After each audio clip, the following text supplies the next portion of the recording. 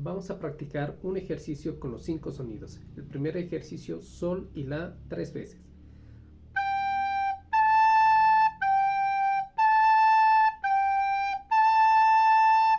El segundo viene con la y si, de igual forma 3 veces.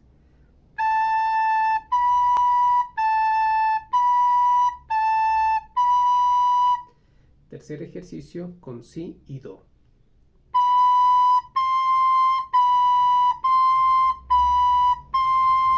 Y cuarto ejercicio, do y re.